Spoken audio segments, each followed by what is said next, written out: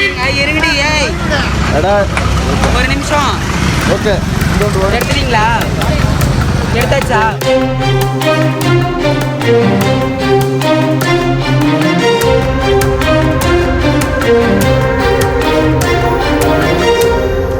வணக்கம், என் பேர் அக்ஷயஸ்ரீ, டிரான்ஜெண்டர்.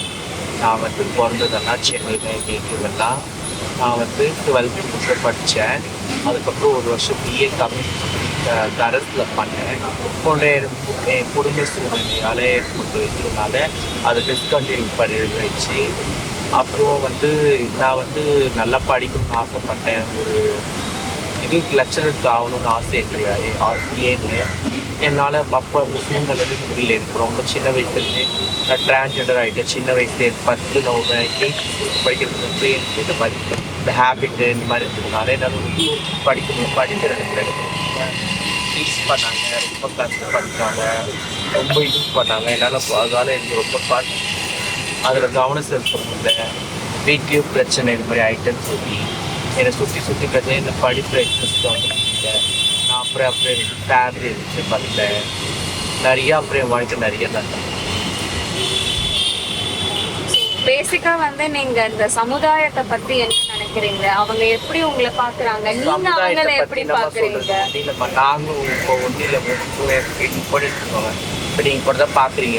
4 பேர் நான் எல்லாரையுமே தப்பு சொல்ல மாட்டேன், எல்லாரும் கரெக்டாக சொல்லுவேன். 4 பேர் நல்லவங்க இருப்பாங்க, 4 பேர் கெட்டவங்க சொல்ல பேர்.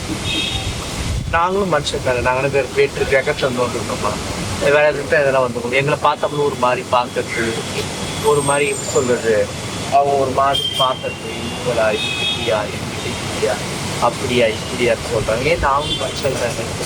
நாங்களும் எங்கள் மற்ற காலத்தில் எக்ஸ்ட்ரா 2 கை எக்ஸ்ட்ரா காசு கொடுத்துக்கூடாது, எக்ஸ்ட்ரா தலை இந்த மாதிரி தான் நான் சொல்லுவேன். அது என்னுடைய இதுனால இது மாதிரி ஆகிட்டோம். அது அது மாதிரி எப்படி சொல்லுவோம். இப்போது ஒரு லேடிஸ் வீட்டில் இருக்கிறாங்க, ஒரு ஜென்ஸ் வீட்டில் இருக்கு. அவங்க வீட்டில் வயசு ஆகும், ஒரு வயசு மட்டும் தான் அவங்களுக்கு வீட்டில் ஆகும். அதுக்கப்புறம் அவங்க என்ன பண்ணணும், அவங்க லைஃப்பை பார்த்துட்டு அவங்க ஒரு வேலைக்கு போகணும், இதுக்கு போகணும், அதுக்கு போகணும். அது மாதிரி டிரான்ஜெண்டர் எங்கள் எப்படி சொல்லி வேலைக்கு போக முடியாது. ஒரு வேலை கட்டால் இப்போ சொல்கிறாங்க கிடைக்குதுன்னு. படித்தவங்களுக்கே கொஞ்சம் பேர் தான் வேலை கிடைக்குது. இவங்களாம் படிக்காதவங்க ஒரு பேர் இருக்கிறாங்க. அவங்களுக்குலாம் யார் வேலை தராங்க? படித்தவங்களும் வேலை தராங்க, படிக்காதவங்க எங்கே போவேன் இங்கே சொல்லுவோம். அதனால தான் நாங்கள் யாரும் இந்த மாதிரி பார்க்கலாம். ஆனால் அதை மக்கள் தப்பாக பிடிச்சிக்கிறாங்க. ஆனால் ஒரு சில திருநங்கைங்க தப்பு பண்ணுறாங்க தான் படம். அதனால எல்லாரும் இப்போ கூட தான் ஒரு லேடிஸ் யாராவது ஒருத்தவங்க பிடிச்சி தப்பு பண்ணுறாங்க, ஜென்ஸுன்னு ஒன்று. அதுக்கு நான் எல்லாருமே கெட்டவங்க சொல்ல ஏற்றுட்டீங்களா நீங்கள் சொல்லிட்டாங்க. அந்த மாதிரி தான் நாங்கள் எல்லாரும் நாங்கள் செய்ய போகிறோம். உங்க பேர் என்னக்கா? என் பேர் Sayyeshaa, native stay in Chennai. எங்களோட லைஃப்பில் பேசிக்கலாக நான் 5th ஸ்டாண்டர்ட் வரையும் படித்தேன். அதுக்கப்புறம் ஃபேமிலி ரொம்ப இஷ்யூ கொடுத்தாங்க. அதோடு நானும் கிளம்பி டான்ஸில் சேர்ந்துட்டேன். ரொம்ப நாள் ரொம்ப டார்ச்சர் பண்ணாங்க எனக்கு ஃபேமிலி. இந்த மாதிரி உனக்கு கல்யாணம் பண்ணி வச்சிருவா. அப்போ எனக்கு 11 வயசு தான் இருக்கும். அப்போ போய் கல்யாணம் பண்ணி வச்சிருவா அப்படிலாம் மிரட்டாங்க. இந்த சைடு சொந்தக்காரங்க ரொம்ப இஷ்யூ பண்ணாங்க. வீட்டில் வாழ விட மாட்டேட்டாங்க, வீட்டுக்குள்ள வச்சு பூட்டியெல்லாம் வச்சுருக்காங்க. அதனால வெளியே எனக்கு பிடிச்ச ஒரு ட்ரான்ஸை மீட் பண்ணேன். 1 month அவங்க கூட ஃப்ரெண்ட்ஷிப்பில் இருந்தேன். அவங்க கூட போய் சேட் பண்ணி விட்டேன். அதுலேருந்து 1 year கழிச்சு சர்ஜரி பண்ணி விட்டாங்க. அப்புறம் அங்கேருந்து அவங்க கூட கொஞ்சம் மனஸ்தாபம் ஆகி ஃபைனான்ஸ் பிரச்சனையாகி அங்கேருந்து நான் சென்னைக்கு ஸ்டே பண்ணியிருக்கேன். இங்கே எனக்கு பரவாயில்ல. ஆனால் என்ன இங்கே சமுதாயத்தை பற்றி சொல்ல போனதாக கொஞ்சம் அப்செட் பண்ணிக்க மாட்டேங்கிறேன். இப்போ நார்மலாக அவங்களுக்கும் எங்களுக்கும் சதையில் தான் ஆண்டவர் படைச்சிருக்கேன். எங்களுக்கு நாங்கள் போய் ஒருத்தர் இப்படி தொட்டு வசூல் பண்ணி கைத்தட்டி கேட்கும் போது மட்டும் அவங்க என்ன பண்ணுறாங்க, என்னது தொடாத அப்படிங்கிறது. நார்மலாக ஒரு ஹியூமன் போய் தொட்டாங்க, அந்த ஜென்ஸ் அண்ட் உமனும் போய் தொட்டா அப்படிலாம் பண்ண மாட்டேங்க. நாங்கள் போய் இப்படி தொட்டால் மட்டும் அவங்களுக்கு ஒரு மாதிரி அருவருப்பாங்க மட்டும் பண்ணுறாங்க. அதான் எங்களுக்கு ரொம்ப கஷ்டப்பட்டு இந்த இடத்துல. மற்றபடி எங்களுக்கு எல்லாமே ஓகே தான். ஸோ நீங்கள் சமுதாயத்தில் நிறைய அவமானங்கள் படுறீங்க அப்படின்னு சொல்லிட்டு ஃபீல் பண்ணுறீங்க. அது என்ன மாதிரி அவங்க பண்ணுறாங்க? என்ன மாதிரி சிம்பிளாக சொல்கிறோமே, ஒரு வீட்டுக்கு வாடகை நீங்கள் ஒரு வாடகை கேட்க போகிறீங்க, உங்களுக்குள்ளே எவ்வளோ தருவாங்க அப்படின்னு சொல்லுவாங்க. இப்போ டி நகர் அப்படின்னு சொன்னால் ஒரு 13,000 ரூபாய். 13,000 நாங்கள் போய் கேட்ட 23,000 25,000. அந்த 23,000 25,000 நாங்கள் எப்படி சம்பாதிக்கிறது? எங்களுக்கு வேலை வாழ்வாதாரம் இல்லை, வேலை இல்லை. நாங்கள் யாசகம் தான் கேட்போம். அதுவே எங்களுக்கு ஆயிரத்து பிரச்சனை. எங்களுக்கு மிஞ்சி போன உண்மையை சொல்கிறேன், ஒரு நாளைக்கு 1000 ரூபாய் கிடைக்கும். நாளைக்கு 700 ரூபாய் கிடைக்கும், ஒரு நாளைக்கு 800 ரூபாய் கிடைக்கும், ஒரு நாளுக்கு 1300. இவ்வளோதான் கிடைக்கும், அவ்வளோதான் நம்ம கரெக்டாக சொல்லுவோம். இந்த மாதிரி வச்சுக்கிறேன். இதுலேயே நாங்கள் எங்கள் குடும்பத்தை பார்க்கணும், எங்களை பார்க்கணும், வாடகை பார்க்கணும். அப்போல்லாம் அந்த இப்போ மனசு எவ்வளோ கஷ்டப்படணும் சொல்லுங்கள். திடீர்னு நம்ம இப்போ ஒரு ஃபேமிலி கூட நாங்கள் வெளியே போகிறோம்னு வச்சுக்கோங்க, ஒரு ஜென்ஸுக்கு நாங்கள் யாருன்னா ஃபேமிலி போகிறோம் ஒரு மாதிரி பார்ப்பாங்க. அப்போ அது வந்து என்னை மட்டும் அது பாதிக்காது, என் ஃபேமிலியை பாதிக்கும், எங்கள் அம்மாவுக்கும் பாதிக்கும், எங்கள் அக்காவுக்கும் பாதிக்கும். உண்மையாக பொய்யா அதெல்லாம் எங்களுக்கு ரொம்ப இந்த இதில் மனசு கஷ்டமாக இருக்கும். ஸோ உங்களுக்குன்னு உங்களோட அந்த ஃபேமிலியில வந்து பெரிய ஆட்கள் இருக்காங்க? எங்களை பெரியவங்க இருக்காங்க, எங்கள் ஆயா இருக்காங்க, அவங்களும் சொல்லி கொடுத்து வளர்ப்பாங்க. எங்க இந்த மாதிரி இருக்கணும், அந்த மனம் எப்படி நடக்கணும், எங்களெல்லாம் இன்னும் அவங்க தான் பார்த்துருக்காங்க. எங்கள் பாட்டி தான் அவங்க பெரியவங்க, அவங்க தான் எங்களை பார்த்துக்கிறாங்க. அவங்க தான் எங்களுக்கு போக்கு வரணும், யாருக்கும் கூட நீங்கள் எதுவும் பேசக்கூடாது, இல்லை நீங்கள் மற்றவங்க சொல்லி எங்களை வளர்த்துருக்காங்க. உங்களுக்கு உடம்பு சரியாம இருக்க முன்னேற்று கூட உடம்பு சரியில்லை அப்படின்னு சொல்லியிருந்தீங்களா? அப்போல்லாம் வந்து யாருக்கிட்ட போயிட்டு நீங்க யாருக்கிட்டையும் ஹெல்ப் கேட்க முடியாது. எந்த ஒரு ஃபண்ட்ஸ் அந்த மாதிரி எங்களுக்குள்ள நான் தான் சொல்றேன், எங்களுக்கு ஒரு இதுல எங்க மாதிரி காசு வந்து எங்களுக்கு வேற யாரும் கிடையாது. என்னதான் அப்பா இருந்தாலும் சரி, அம்மா இருந்தாலும் சரி, அக்கா இருந்தாலும் அப்படி தான் சரி, சொந்தம் சரி, எங்களுக்கு ஒண்ணு எங்க இது மாதிரி ஆளுங்க தான் எங்களுக்கு வேற யாரும் எங்களுக்கு யாரும் சப்போர்ட் கிடையாது. ஸோ ஆணா இருக்கட்டும் பெண்ணா இருக்கட்டும் எல்லாருக்குமே வந்து அந்த ஒரு மானம் அப்படின்ற ஒரு விஷயம் வந்து இருக்கு. ஸோ அது உங்களுக்கும் இருக்குன்றது மற்றவங்களுக்கும் தெரியும். இன்னுமா ஒரு சின்ன ஒரு காக்கா குடி கூட அவங்க இப்போ நம்ம சொன்ன மாதிரி ஒருத்தருக்கு தொட போறப்போ அவங்க அதே மாதிரி அவங்களுக்கே அது இருப்போம். அப்போ எங்களுக்கு இருக்காதா? நாங்களும் மனுஷன் தானே, எங்களுக்கும் எல்லாமே இருக்கும். எங்களுக்கும் கோவம் வரும், எங்களுக்கும் எல்லாம் தெரியும், எல்லாரும் பேசி சரி, எங்களுக்கும் ஒன்றும் இல்லாமல் இல்லை, எல்லாமே இருக்குது. ஆனால் நாங்கள் காட்ட பார்ப்போம். எங்களுக்கு வந்து நாங்கள் ஒரு இடத்துல கூட தைரியமாக பேசுவோம். ஒரு பொம்பளைங்களை ஒரு லேடிஸால் கூட பேச முடியாது. ஒரு இடத்துல நாங்கள் தைரியமாக பேசுவோம். எதுவும் நாங்கள் எப்படி சொல்கிறது, தைரியமாக பேசுவோம். தைரியமாக அந்த இடத்துல எங்களுக்கு சவால் கொடுத்து கூட எங்களுக்கு ஒருத்தர் பெண்களுக்கே எனக்கு நான் பெருமைக்கு சொல்ல, நான் ட்ரெயினில் ஒரு பொண்ணு ஒரு ஆள் வந்து இது மாதிரி டச் பண்ணி ஒரு மாதிரி பண்ணி வந்தேன். பார்த்து இந்த லேடிஸ் வந்து அப்படி கம்முன்னு தான் இருந்தாங்க. நான் எழுந்து போனேன், 2 வெச்சு வெளியே அடிச்சு வெளியே போனேன். அந்த இடத்துல அவங்க லேடிஸ் பண்ண என்னால் பண்ண முடியாது. அது எனக்கு பெருமை கிடையாது. ஒரு பொண்ணுக்கு இது பண்ணுறது அந்த மாதிரி எங்களுக்கு பண்ணுறது எங்களுக்கு நடந்து பொறுப்பு யாரும் ஹெல்ப் பண்ணி மாட்டீங்களா? அதுதான் நான் கேட்குறேன். நிறைய எக்ஸ்பீரியன்ஸ் இருக்குது. நிறைய டைம் பஸ்ஸில் ட்ராவல் பண்ணும் போதெல்லாம் நிறைய பொண்ணுங்களை உரசுவாங்க. ஆனால் எங்களை நிறைய பேர் அந்த இடத்துல வந்து ரொம்ப டார்ச்சர்லாம் பண்ணுவாங்க, மேலே கை வைக்கிறது. நார்மலாக பொண்ணுங்களை பார்த்து உரச செய்வாங்க, நிறைய டச்லாம் பண்ணுவாங்க. அப்போல்லாம் எங்களுக்குன்னு யாருமே கேட்க மாட்டாங்க. அதே நாங்களாம் அந்த இடத்துல போய் அவங்களுக்கு தட்டி கேட்டோம்னா அந்த இடத்துல எங்களை ரொம்ப நீங்கள் தான் டிரான்ஸ்ஜெண்டர்னால இப்படி தான், நீங்கள் தான் சண்டை வளர்த்துருப்பீங்க, நீங்கள் தான் பேசியிருப்பீங்க, நீ தான் அந்த பையனை கண்ணடிச்சிருப்ப, நீ தான் அந்த பையனை கூப்பிட்டுருக்க அப்படின்னு நிறைய பேட் வேர்ட்ஸ்லாம் பேசுவாங்க. அதையும் தாண்டி நாங்கள் காதில் வாங்கிக்கிறோம். நல்லது பண்ண போனால் கருத்தில் எங்கள் மேலேயே எப்படி சொல்லுவாங்க. பொண்ணுக்காக நாங்கள் பேசுவோம், அப்போ எங்களுக்கு நல்லவங்களாம் தெரியும். ஆனால் எங்களுக்கு ஒன்று நாங்கள் போய் பேசினோம்னா சரி எனக்கு நல்ல பிரச்சனை தான் பேசலாம், இதான் தப்பு, இதான் தப்பு. ஸோ அந்த மாதிரியான இடத்துலலாம் வந்துட்டு உங்களுக்கு கோபம் கண்டிப்பா வரும், கரெக்டா? ஸோ அந்த இடத்துல நீங்க கோபத்தை வெளிப்படுத்துறீங்களா இல்லையா? கோபத்தை வெளிப்படுத்துறது இல்லைம்மா, அவங்க ஒரு லேடிஸ்க்கு ஒருத்தவங்க பிரச்சனைங்கிறப்போ நாங்கள் போய் பண்ணுறோம் எல்லாம் சரி.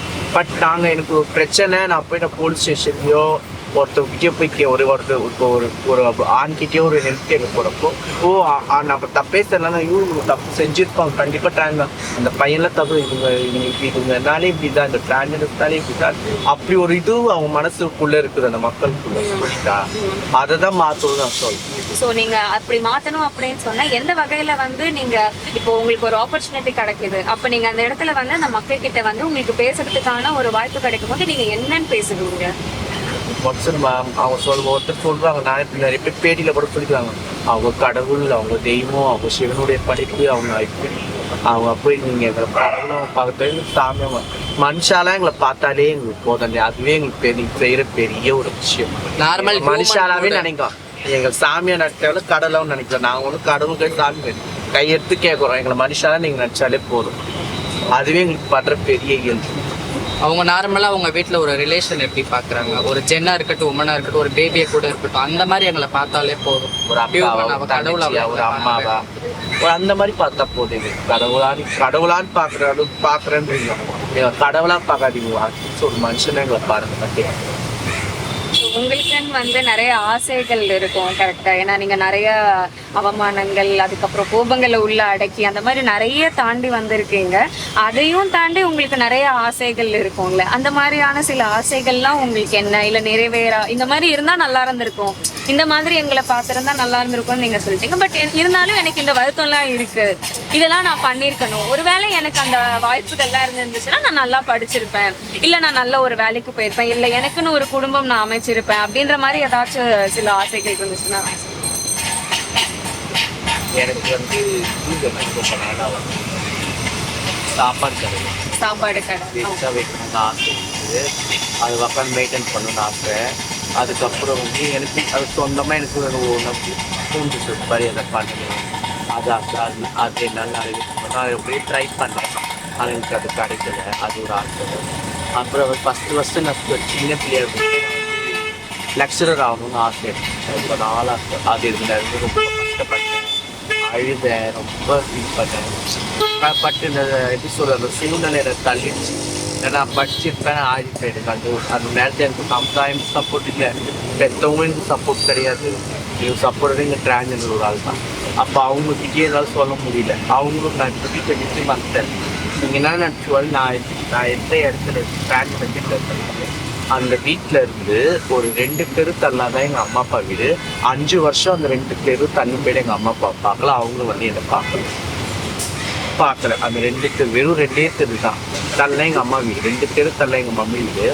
அவங்க என்னை 5 வருஷமாக அவங்க மூஞ்ச நான் பார்க்கலையே. எனக்கு லாஸ்ட் தம்பி எடுத்துக்கிறேன், எங்கிட்ட பார்த்தாங்க. உங்களுக்கு அந்த மாதிரி ஏதாச்சும்? எனக்கும் அதே மாதிரி எக்ஸ்பீரியன்ஸ் தான். நான் டிரான்ஸ்ஜெண்டர் ஆன மறுநாளே எங்கள் வீட்டுக்கு நிறைய பேர் வந்தாங்க, ஃபேமிலியில் நிறைய பேர் கூட்டிகிட்டு வந்தாங்க, சண்டை போட்டாங்க, பிரச்சனை பண்ணாங்க. என் கூட இருந்த எங்கள் ஹெட் ஒருத்தவங்க இருந்தாங்க கோயம்புத்தூரில், அங்கே தானே ஃபஸ்ட்டு அவங்க எல்லா பிரச்சனையும் சால்வ் பண்ணி கேஸ் கொடுத்து எல்லாமே சால்வ் பண்ணிட்டாங்க. அதுலேருந்து ஒரு 7 இயர்ஸ் ஃபேமிலி யாருமே கூட டச் ஆக கிடையாது. என்னை அப்செட் பண்ணிக்கல, நான் ஃபோன் கால் பண்ணாலும் அப்செட் பண்ண மாட்டாங்க. அவங்களாம் ஃபோன் கால் பண்ணாலும் எனக்கு வராது, கேட்ட ஃபோன் கால் பண்ணம்பாங்க. அவங்கள்ட்ட வந்து நான் எப்போ பேச ஆரம்பிச்சேன்னா எங்கள் அம்மாவுக்கு ஒரு டைம் ஹார்ட் அட்டாக் வந்துச்சு. அப்போ நான் போய் அவங்க கூட நிற்கல, அப்போ தான் எனக்கு பேச ஆரம்பிச்சேன். ஒரு டைம் ஃபங்க்ஷனுக்கு என்னை கூப்பிட்டுருந்தாங்க, அப்போ நான் போனேன். நான் பண காசு நிறைய கொண்டு போனால் தான் என்கிட்ட பேசுவேன்ற மாதிரிலாம் இருந்தாங்க. என் ஃபேமிலிக்கே இப்போ நாங்கள் வரேன்னா உன் கையில் பணம் இருக்கணும், நீ நல்ல பெரிய ஆளாக இருக்கணும், உனக்குன்னு ஒரு பேர் இருக்கணும், அப்போ தான் நான் வந்து உன்னை சேர்த்துப்பேன் அப்படின்னு சொன்னாங்க. ஆனால் எனக்கு ஆசை இருக்குது, பியூட்டிஷியன் வைக்கணும் ரொம்ப நாள் ஆசை. சின்ன வயசுலேருந்து பியூட்டிஷியன் எனக்கு ரொம்ப பிடிக்கும். அந்த மாதிரி ஃபேமிலி அப்செட் பண்ணியிருந்தாங்கன்னா கண்டிப்பாக நான் பண்ணியிருக்கேன். இப்போவும் நான் ஒரு நல்ல நிலைமையில் இருந்துட்டு இந்த மாதிரி ஜாஸ்தி கேட்க மாட்டேன். ஃபேமிலி அப்செட் இல்லை, ஃபேமிலி ஒத்துழைச்சு போனாங்கன்னா எப்பேற்பட்ட திட்டங்க எதை வேணாலும் சாதிக்கலாம். ஒரே ஒரு ஆசை தான், நல்லபடியாக படிச்சு சொல்லி ஏதோ ஆகுறது, நல்லபடியாக அந்த பெருசாகனா கண்டிப்பாக எங்களை மாதிரி ஆளுங்களுக்கு ஹெல்ப் பண்ண மாதிரி அது மட்டும் செஞ்சால் போகிறேன். சரி, உங்களால் ஒரு உதவி எங்களுக்கு பண்ணுது. Transgenders is a term that we normally use to refer to people who are born in a particular sex or gender, and they either wish to undergo change or they change, which normally society doesn't approve of. And that is the major problem. Now, as a student of literature who believes in diversity, and a human responsibility is to celebrate, appreciate diversity, I would consider transgenders to be a part of that bewildering multiplicity in this world, this amazing diversity that is there in this world. The biggest mistake that we commit is to see them as an aberration of nature. They are not an aberration. They are part of, say, any culture for that matter. So one thing is this idea of seeing them as a part of a huge fabric called humanity. Now the issues that they face obviously are say violence, both mental and physical sometimes, emotional, mental and physical. And that has obviously left a lot of scars on these people's minds.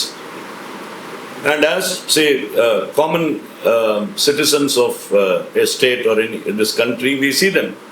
We are in constant touch with them. We see them in the signals. We see them at the crossroads. We see them in different parts, in the trains, in the buses. But what happens ultimately is that we become judgmental, primarily because of certain preconceived notions. So I think the education should begin at home. Parents should take a kind of a serious role in telling their children and maybe their grandchildren to understand these people, to accept these people, not make fun of them, not make derisive remarks about them. And more importantly, to see them as I told you, a part of this larger humanity to which we belong. Now, this discrimination obviously has to be addressed very seriously. And luckily for us, meaning students of literature, when culture studies came into being, all these issues obviously became part of literary studies. Or in other words, when literary studies gave way to culture studies, these marginalized groups, their problems, those people who have been silenced, those people who have been invisible in literature have obviously come into the mainframe. So, transgender studies obviously is a very important domain of knowledge today. Many books have been written on them, many books have been written by them. And I had the good fortune of being associated with Dr. Mangai, Associate Professor English, Salamaris, who retired. She performed a few plays in spaces in Besant Nagar. And what was interesting was the play was performed by transgenders about their problems, and the audience obviously were the general public.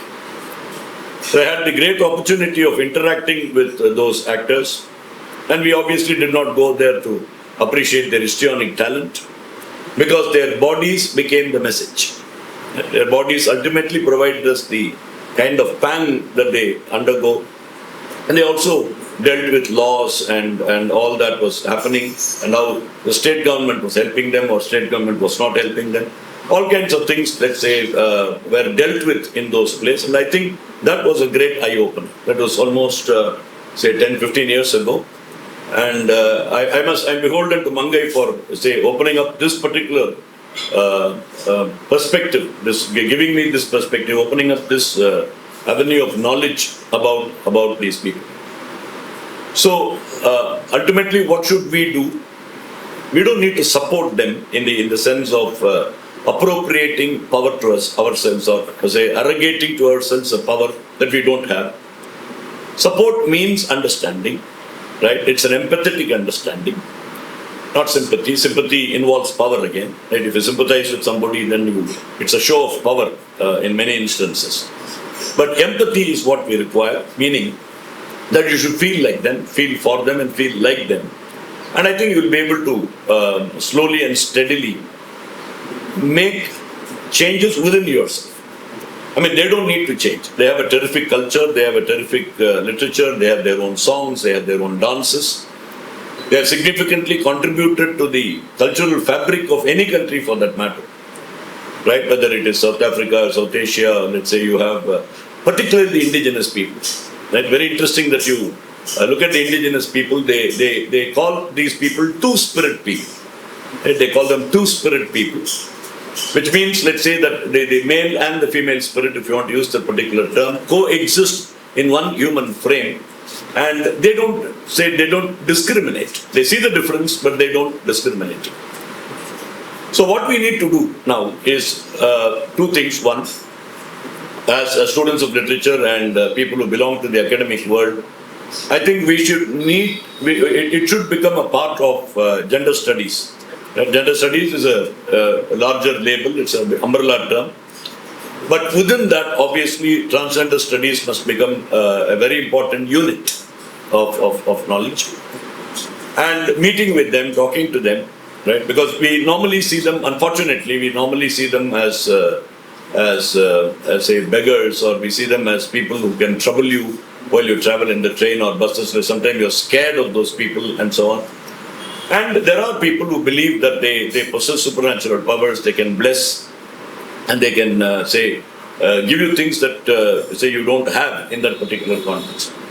So once we understand their worldview, understand, let's say, the pangs of suffering that they undergo, I think we can do our bit. We may not cause waves, it doesn't matter, we can cause ripples, we can create ripples, and those ripples will be to, say, wall in, to use that metaphor from Robert Frost, who said, before you build a wall, find out what you're walling in and what you're walling out.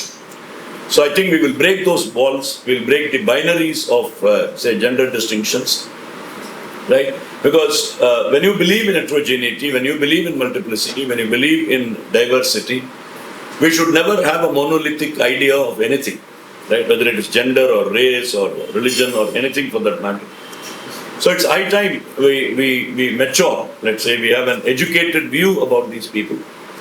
And once you study them, once you read them, once you interact with them, once you accept them, right? Make friends, let's say, with them, for example, which say Dr. Mangai did, and enabled us, let's say, to relate to them as, say, friends and talk to them about their issues and so on. And since I mentioned Mangai, let's say, theatre, it's an amazing mode of raising awareness and creating sensitivity. And again, as students of literature, we should use theatre as a very important discursive space, where you need to create, let's say, certain atmospheres to present these people's lives, or for example, let's say, Revati's book can be presented in the form of a play, right, a short play for that matter. And then what happens is, theatre's efficacy is to bring about changes, not only in the audience members, but also to the performers. And when Mangai made the transgenders perform, she first empowered them. Right? You become the agent of action, you become the agent of change. And we, obviously, by extension, should become agents of change. Right? We should also be subjects, in the sense of we should also be agents. And without appropriating power, without arrogating to ourselves a kind of superiority, primarily because we belong to a particular gender, I think we should see this, as I told you in the beginning, see them as not as an aberration at all, at any point in time. That's the worst thing that you can do to anybody, any human being. Nobody is an aberration, say, in nature. And when you take the world of nature, which obviously provides us with a deep ecological understanding, right? Everything in nature is important.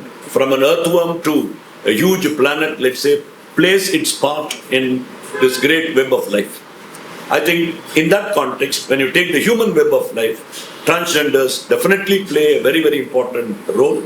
And if you touch that strand or destroy that strand, the whole strand of humanity will come to, say, a kind of terrible halt after a particular period of time.